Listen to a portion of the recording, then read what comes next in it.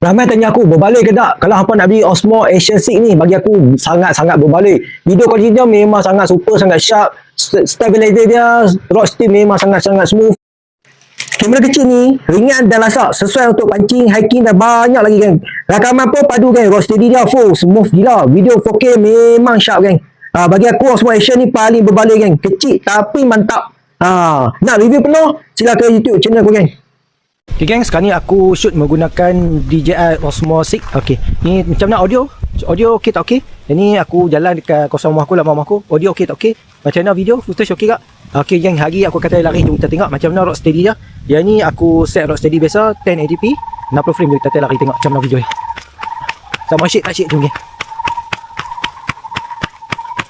Okay, jom kita patah balik geng. Jom tengok. Ni aku lari lah, kita tengok macam mana video.